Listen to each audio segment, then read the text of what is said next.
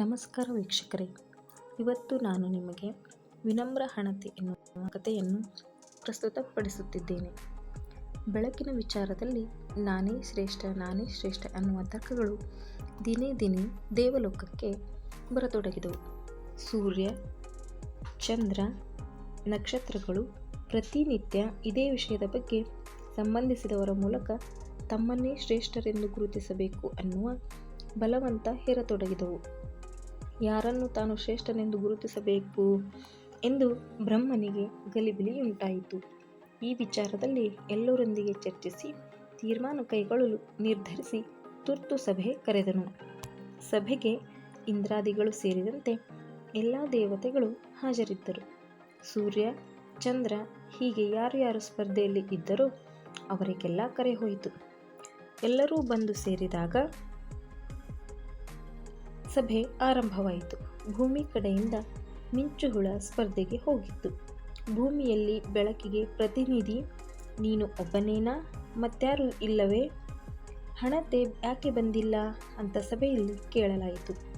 ಆಗ ಮಿಂಚುಹುಳುವು, ಹಣತೆಯನ್ನು ನಾನು ಕರೆದೆ, ಆದರೆ ಹಣತೆ ನಾನು ಸ್ಪರ್ಧಿಸಲು ಸೂಕ್ತವಾದವನೋ ಇಲ್ಲವೋ ಗೊತ್ತಿಲ್ಲ, ನೀವು ಹೋಗಿ ಬನ್ನಿ ಅಂತ ಹೇಳಿ ಕಳಿಸಿತು ಎಂದಿತ್ತು. ಬ್ರಹ್ಮನಿಗೆ ಈ ಸಭೆಯಲ್ಲಿ ಹಣತೆ ಇರುವುದು ಸೂಕ್ತವೆನಿಸಿ ತುರ್ತಾಗಿ ಅದನ್ನು ಕರೆಯಿಸಿದನು.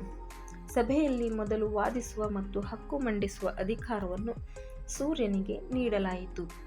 ಸೂರ್ಯ, ನನಗೆ ಪ್ರತಿಸ್ಪರ್ಧಿಯೇ ಇಲ್ಲ, ಈ ಸಭೆಯ ಅವಶ್ಯಕತೆಯೂ ಇರಲಿಲ್ಲ, ನಾನು ಇಲ್ಲದೆ ಜಗತ್ತೇ ಇಲ್ಲ, ಜೀವನ ನಡೆಯುವುದು ನನ್ನ ಬೆಳಕಿನಿಂದನೇ ಎಂದು ಹೇಳಿ ಅಹಂನಿಂದ ಎಲ್ಲರ ಕಡೆ ನೋಡಿತು. ಅನಂತರ ಚಂದ್ರ, ಈ ಸೂರ್ಯ ಎಲ್ಲ ಕಾಲದಲ್ಲೂ ಇರುವವನಲ್ಲ, ಹಗಲು ಮಾತ್ರ ಅವನ ಕೆಲಸ, ರಾತ್ರಿ ನಾನು ಇಲ್ಲದೆ ಬದುಕಿಲ್ಲ, ಕವಿಗಳಿಗೆ, ಪ್ರೇಮಿಗಳಿಗೆ ನನ್ನಷ್ಟು ಸಹಾಯ ಮಾಡಿದವರು ಯಾರೂ ಇಲ್ಲ, ನಾನು ಸೂರ್ಯನಷ್ಟು ಪ್ರಖರವಾದ ಬಿಸಿಲು ನೀಡಿ ಜನರಿಗೆ ತೊಂದರೆ ಕೊಡುವುದಿಲ್ಲ ಎಂದು ವಾದಿಸಿತು. ನಕ್ಷತ್ರಗಳು, ಸೂರ್ಯನ ಬೆಳಕು ಹಗಲು ಮಾತ್ರ ಮತ್ತು ಚಂದ್ರ ತಿಂಗಳಲ್ಲಿ ಕೆಲವು ದಿನ ಮಾತ್ರ, ಆದರೆ ನಾವು ರಾತ್ರಿಯಲ್ಲಿ ಯಾವತ್ತೂ ಇರ್ತೀವಿ, ನಮ್ಮ ಬೆಳಕು ಅವರಿಗೆ ಚಿಕ್ಕದಿರಬಹುದು, ಆದರೆ ಅಷ್ಟರಲ್ಲೇ ಅವರಿಗೆ ಹಾದಿ ತೋರಿಸ್ತೀವಿ, ಮಕ್ಕಳಿಗೂ ನಮ್ಮನ್ನು ಕಂಡರೆ ಅಕ್ಕರೆ ಅಂತ ಹೇಳಿದವು. ಮಿಂಚುಹುಳ ಕೂಡ, ನಾನು ಸಣ್ಣವನಾದರೂ ಯಾರ ಸಹಾಯವಿಲ್ಲದೆ ಇಡೀ ಕತ್ತಲೆಯಲ್ಲಿ ಒಂದು ಬೆಳಕಿನ ಸೊಬಗು ಮೂಡಿಸುವೆ ಎಂದು ಹೇಳಿತು.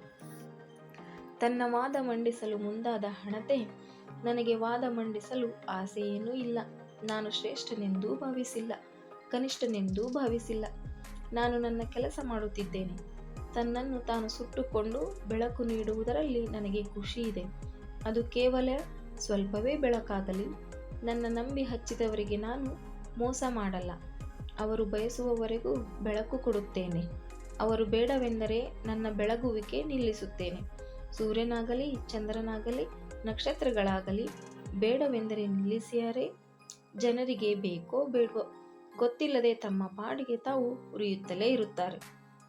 ನಾನು ಇಲ್ಲದೆ ಹೋಗಿದ್ದರೆ ಮನುಷ್ಯರ ಜಗತ್ತು ಹೇಗಿರಿದಿತ್ತು ಎಂದು ಊಹಿಸಿ, ಆದರೆ ನನಗೆ ಅದರಲ್ಲಿ ಹೆಗ್ಗಳಿಕೆ ಇಲ್ಲ, ಅದು ನನ್ನ ಕೆಲಸ, ನನ್ನ ಪಾಡಿಗೆ ನಾನು ಉರಿದು ಬೆಳಕು ಕೊಡುವುದು ನನ್ನ ಕರ್ತವ್ಯ, ಕರ್ತವ್ಯದಲ್ಲಿ ಶ್ರೇಷ್ಠತೆಯ ಲೆಕ್ಕ ಹಾಕುವುದು ನನಗೆ ಸರಿ ಬರುವುದಿಲ್ಲ, ಅದಕ್ಕಾಗಿ ನಾನು ಮೊದಲೇ ಸಭೆಗೆ ಬಂದಿರಲಿಲ್ಲ, ಕ್ಷಮಿಸಿ ಎಂದು ಕೈ ಮುಗಿಯಿತು. ಹಣತೆಯ ಮಾತು ಮುಗಿಯುತ್ತಲೇ ಎಲ್ಲರೂ ಎದ್ದು ನಿಂತು ಚಪ್ಪಾಳೆ ತಟ್ಟಿದರು. ಆಗ ಬ್ರಹ್ಮ, ಯಾರು ಶ್ರೇಷ್ಠರು ಎಂಬುದನ್ನು ನಾನು ತೀರ್ಮಾನಿಸುವ ಅಗತ್ಯ ಇಲ್ಲ, ಇಡೀ ಸಭೆಯೇ ಅದನ್ನು ಗುರುತಿಸಿದೆ, ಶ್ರೇಷ್ಠತೆ ಬರುವುದು ಬರೀ ಬಲದಿಂದಲ್ಲ, ತನ್ನ ಶಕ್ತಿಯಿಂದಲ್ಲ, ಅದರ ಜೊತೆಗೆ ನಡವಳಿಕೆಯಿಂದಲೂ. ಸಣ್ಣ ಬೆಳಕು ಕೊಟ್ಟರೂ ಹಣತೆಯ ವ್ಯಕ್ತಿತ್ವ ಗುರುತರವಾದದ್ದು ಎಂದ. ಎಲ್ಲರೂ ಹಣತೆಗೆ ಜಯಕಾರ ಹಾಕಿದರು. ಸೂರ್ಯ, ಚಂದ್ರ, ನಕ್ಷತ್ರಗಳಿಗೆ ತಮ್ಮ ತಪ್ಪಿನ ಅರಿವಾಯಿತು. ಧನ್ಯವಾದಗಳು.